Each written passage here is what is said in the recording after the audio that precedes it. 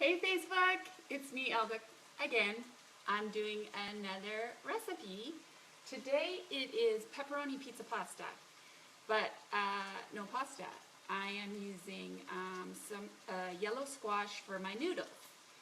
I already kind of started up. I cut up an onion, or half an onion, and some garlic, and I'm just frying that up. I had a little bit of leftover ground chicken from yesterday, so I threw that in there already. I just buy this organic. This is pork, but you can buy chicken sausage, or you can buy the sausage in the casings already and then just squeeze it out. So I just squeeze that out. This is pork. I mostly eat chicken, but pork is something that I really like. Like I like pork chops and stuff, but I mostly use chicken. So in here I have a little bit of garlic, half an onion, a little bit of my ground chicken, which I didn't call for this recipe, but I wanted to use it up, so I threw it in there. I'm just cooking it up, separating it all. Then I throw in some spices. I put paprika in everything I cook. It never calls for it usually, but I just like it, so I always put that in. A little bit of salt. Maybe a little more.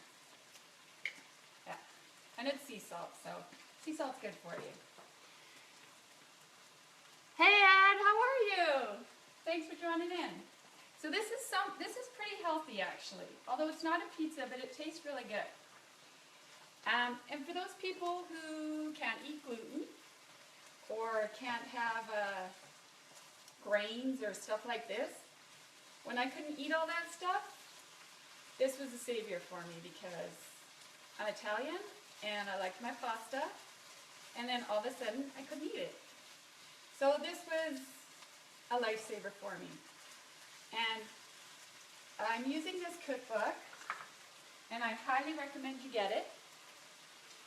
It's called Against All Grains.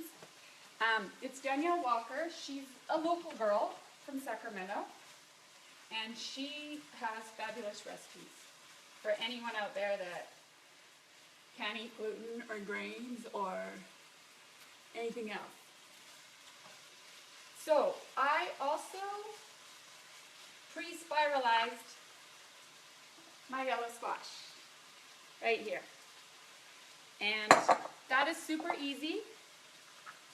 And I know people don't really think that vegetables can taste like pasta, but if you have the right spices and the right mixture with it, it's actually really good. And that's coming from someone who used to eat a lot of pasta. And now I can have grains again, so I do eat the gluten-free pasta now. So I pre-chopped, it asks for kale, but I use spinach because I don't like kale. I find kale is a bit bitter tasting. So I pre-chopped up some spinach. I also bought some pepperoni right here that I've already cooked up. I always buy the one with no nitrites and no nitrates. Pretty much all the ingredients are just pork and, yeah, not a lot of ingredients. So this is still cooking up. And then this recipe has very few ingredients. Also a bit of oregano I put in there. And it does call for that. A lot of recipes I add my own thing in there sometimes. But those are the only extra spices I use is paprika. That goes in everything I cook. And garlic. And onions. And, Ed, you could put this on a pizza if you had a somewhat healthy crust. So, this is almost all cooked up.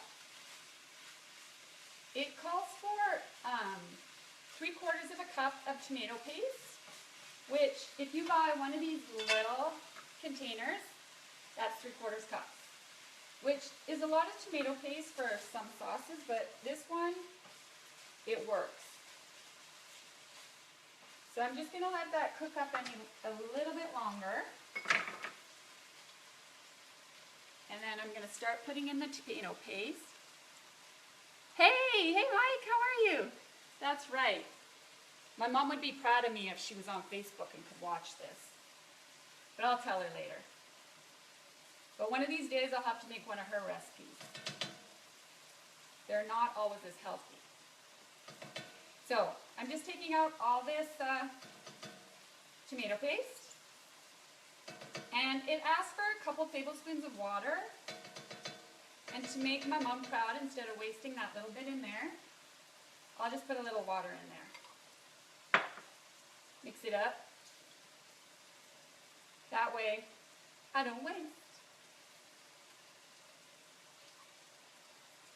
I was talking to my mom today, actually, and she says, yeah, you girls, you waste a lot of stuff. So I'll have to tell her about this. So I will show you my spiralizer. I have a handheld one. It is good for a quick minute, like if you're in a rush. This is my spiralizer that I love. And it just kind of sticks on your counter, and then you just turn the lever and put whatever vegetable you want on there. Pretty cool. And that's my noodles. Okay, so this is cooking up. Almost done.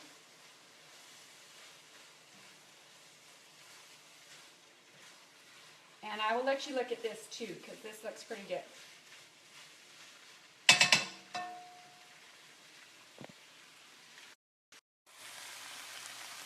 Right there, cooking up.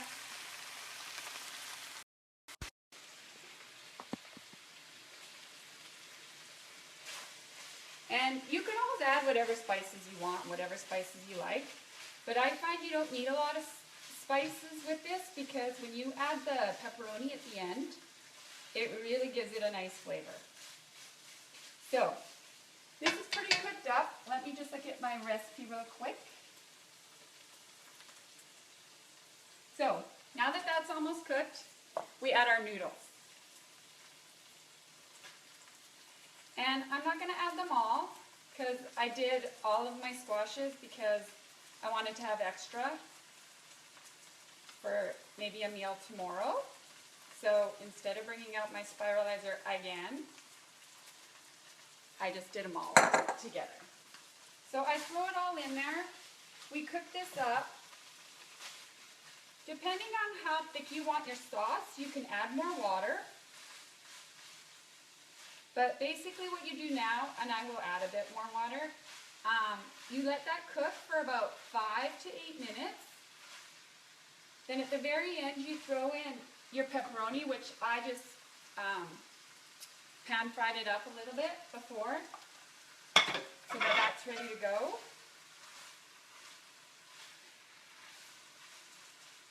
And let me just add a bit of water. And then what I'm going to do is I am going to cook this up. And then I will post a picture of when it's done. And if anyone wants the recipe, let me know. I can hand it over to you. But it is a really good recipe if you can't have gluten, can't have grains. You can actually have a meal that actually tastes like you're eating pasta, kind of. And that's coming from an Italian girl. So, I'm going to let that cook for about another 5 more minutes. And then I will post a picture. And like I said, if anyone wants a recipe, please let me know and I will send it to you. And like I said, this book is really great.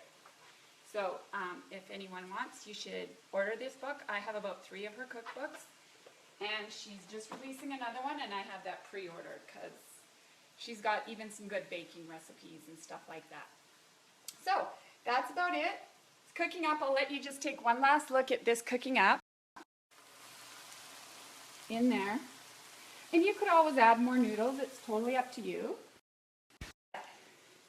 That's what I'm doing. And I will post a picture when it's done, and you can see what it looks like. All right? Anyways, and add healthy pizza dough.